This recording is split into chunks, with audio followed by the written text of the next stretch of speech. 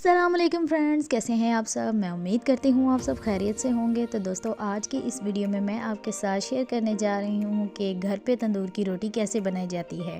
तो वीडियो को शुरू करने से पहले हम आपसे गुजारिश करते हैं कि अगर आपने हमारे चैनल को सब्सक्राइब नहीं किया तो काइंडली सब्सक्राइब कर दें और साथ ही दिए गए बेल आइकन को भी प्रेस कर दें ताकि हमारी न्यू वीडियो का नोटिफिकेशन बर वक्त आपको मिल सके। तो फ्रेंड्स, जैसा कि आप जानते हैं कि मैं इस वक्त अपने हमसायों के घर मौजूद हूँ। इनका घर थोड़ा कच्चा था, इन्होंने पौधे वगैरह भी लगाए हुए हैं और अब इन्होंने एक साइड पे तंदूर भी बना लिया है।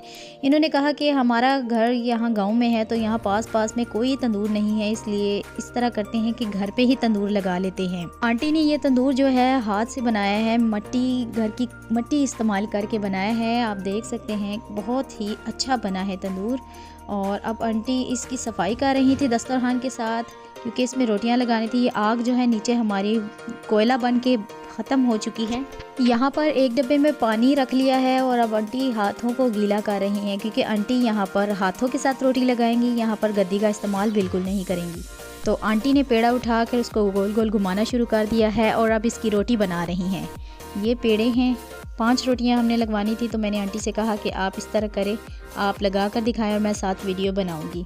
तो आंटी ने रोटी तंदूर में लगा दी है, हाथों को गीला किया था और हाथों के साथ उन्होंने रोटी लगाई है। पहली रोटी हमारी तंदूर में लग चुकी है, अब हमारी दूसरी रोटी की बारी है। आंटी फिर से हाथ गीला कर रही है और रोटी बना रही हैं। अब दोबारा इसको इसी तरह से गीला करके हाथ को और रोटी को एक साइड से गीला करके तंदूर में लगा देंगी। हाथ से भी तंदूर में रोटी लगाने का किसी किसी का फ़न होता है। आंटी यहाँ पर गद्दी का इस्तेमाल नहीं कर रही, हाथ का इस्तेमाल कर रही हैं। और हाथ से रोटी लगाना इतना आसान नहीं है, जितना नज़र आता है उतना आसान नहीं है, क्योंकि आग काफ़ी ज़्यादा गर्म थी। मैं थोड़ा नज़दीक हुई तो मुझे काफ़ी गर्म लगा, लेकिन आंटी ने बड़े आराम से इसमें रोटियाँ लगा दी। यहाँ पर हमारी 3 से 4 रोटियाँ लग चुकी हैं तंदूर में और आंटी ने आखिरी रोटी भी लगा दी।